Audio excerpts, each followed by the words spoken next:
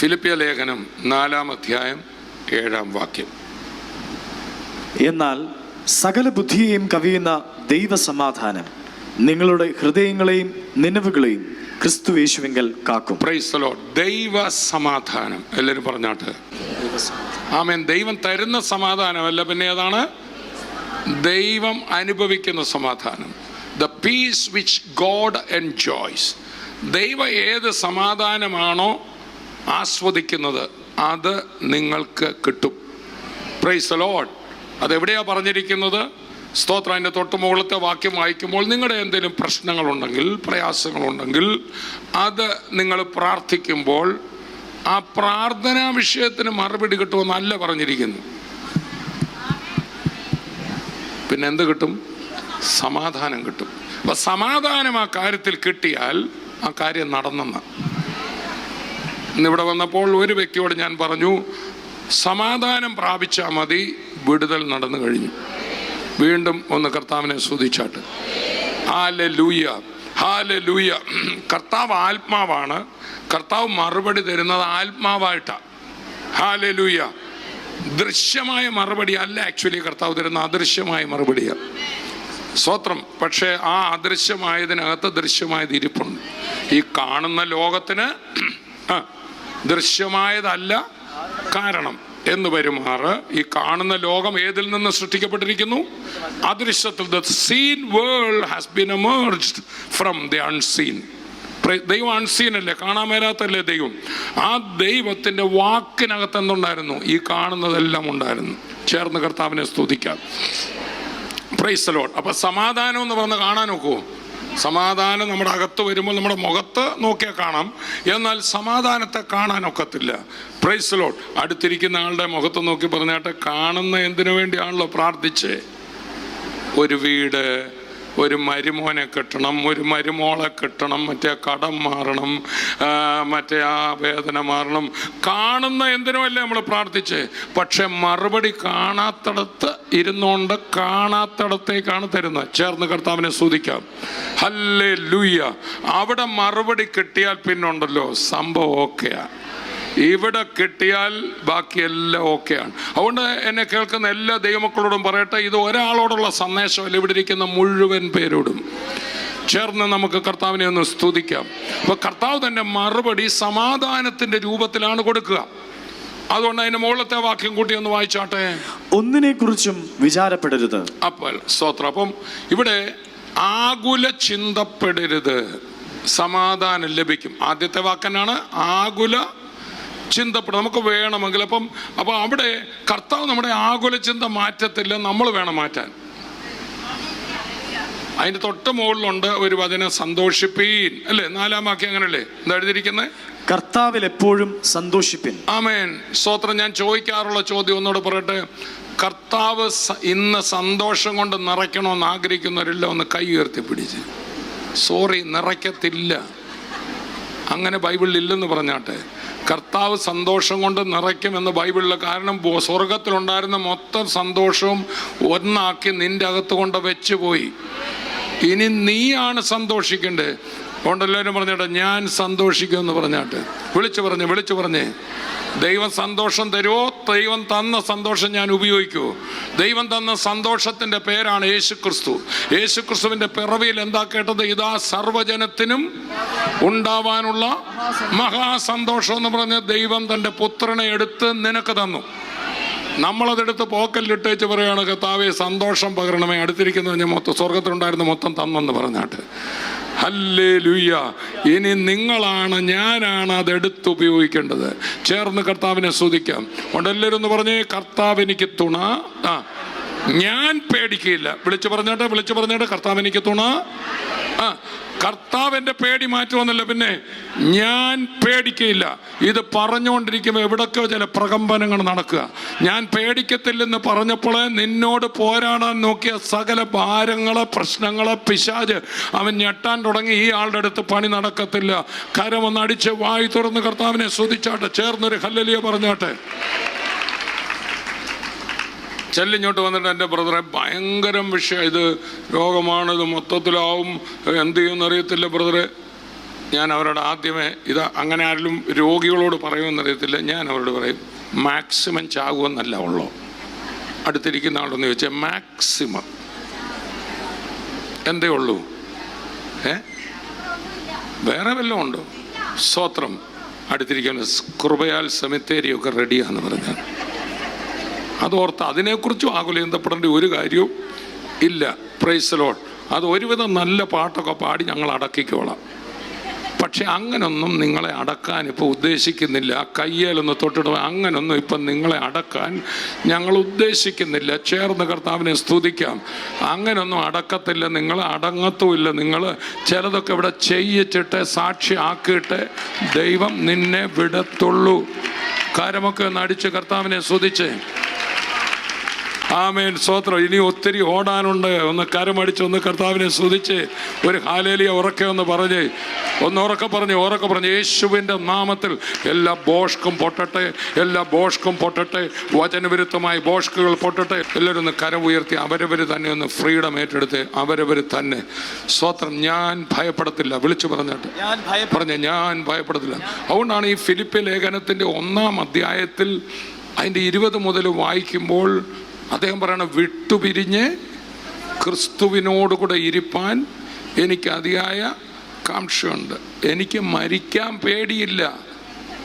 പിശാചിനോട് പറ, നീ കൂടുതൽ എന്നെ വെരുട്ടുമൊന്നും വേണ്ട. പറഞ്ഞാട്ടെ. അടുത്തിരിക്കുന്ന ആളോടല്ല, പിശാചിനോട് പറഞ്ഞാട്ടെ, നീ എന്നെ കൂടുതൽ വെരുട്ടുകയൊന്നും വേണ്ട. പറഞ്ഞാട്ടെ. നമ്മളൊരു കാര്യം ഓർത്തോണം. നമ്മൾ മനുഷ്യരോട് സംസാരിക്കണം, ദൈവത്തോട് സംസാരിക്കണം. ആരോട് സംസാരിക്കണം? പിശാചിനോട് സംസാരിക്കണം. കാരണം പിശാച് ഇടയ്ക്കിടയ്ക്ക് നമ്മളോട് സംസാരിക്കുന്നുണ്ട്. അവന് ചുട്ട മറുപടി കൊടുക്കണം. Price the Lord. ഞാൻ നിങ്ങളോട് പറഞ്ഞിട്ടില്ലേ, ഹവ്വായും പിശാചും കൂടെ സംസാരിച്ചു. ഒടുവിലത്തെ വാക്ക് പിശാചിൻ്റെ ആയിരുന്നു. അവൾ പഴവും തിന്ന് വീട്ടിൽ പോയി. മനസ്സിലാകുന്നുണ്ടല്ലോ? എന്നാൽ യേശുവിനോട് പിശാച് സംസാരിച്ചു. ഒടുവിലത്തെ വാക്ക് യേശുവിൻ്റെ ആയിരുന്നു. അത് ദൈവവചനമായിരുന്നു. ദൈവവചനം മാത്രമേ യേശു പറഞ്ഞുള്ളൂ. നമ്മളിവിടെ ഒത്തിരി പ്രോഫസി കേൾക്കും. പക്ഷെ പിശാചിനോട് ഞാൻ കേട്ട പ്രോഫസി അല്ല പറയേണ്ടത്, എഴുതപ്പെട്ട വചനം പറയണം.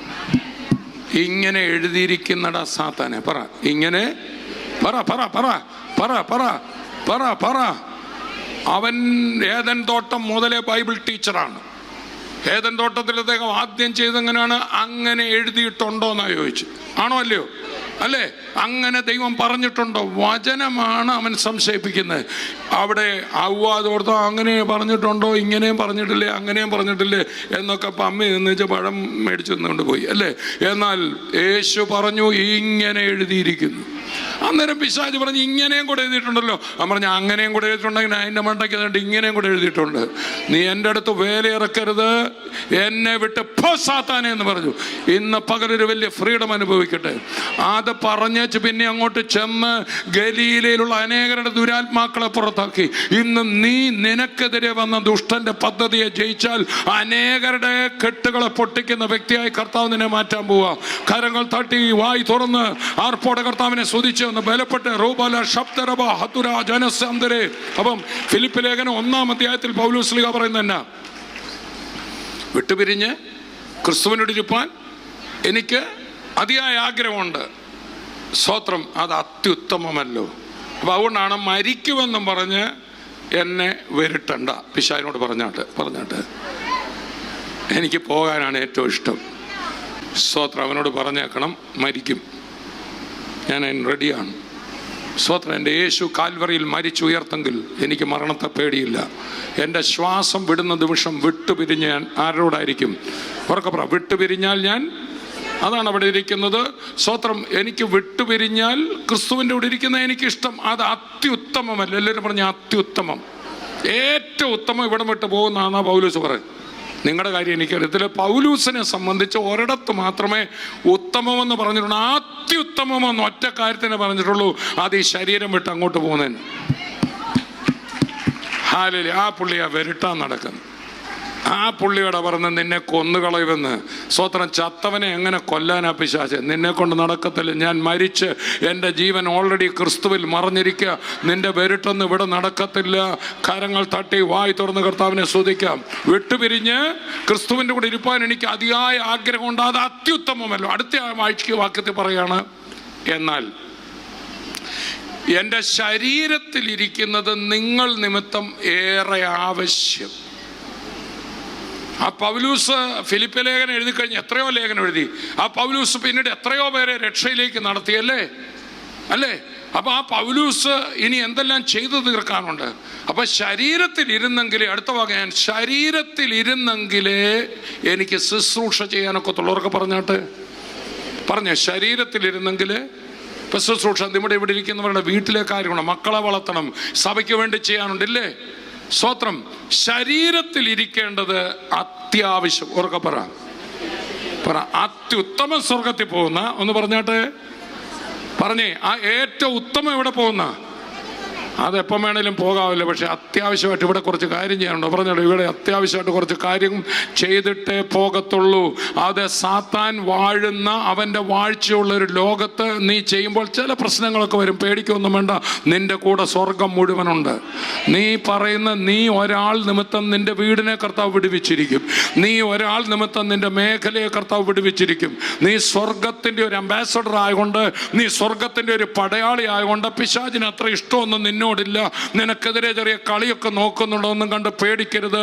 നീ പറയുന്നതേ നടക്കത്തുള്ളൂ. എന്നിട്ട് അടുത്ത വാക്യത്തിൽ പറയണം, ആകയാൽ നിങ്ങളുടെ സന്തോഷത്തിനും വിശ്വാസത്തിന്റെ അഭിവൃദ്ധിക്കുമായി ഞാൻ ശരീരത്തിലിരിക്കും. അവിടെ പൗലോസ് പറഞ്ഞ ഏത് തെരഞ്ഞെടുക്കേണ്ടു എന്ന് ഞാൻ അറിയുന്നില്ല. രണ്ട് കാര്യവും തെരഞ്ഞെടുപ്പ് എൻ്റെ മുമ്പിൽ വെച്ചിരിക്കുക. അങ്ങോട്ട് പോകുന്നതാണ് ഏറെ നല്ലത്, എന്നാൽ ഇവിടെ ഇരിക്കുന്നതാണ് ഏറെ ആവശ്യം. അതുകൊണ്ട് ഇവിടെ ഇരിക്കാൻ ഞാൻ തെരഞ്ഞെടുക്കുന്നു.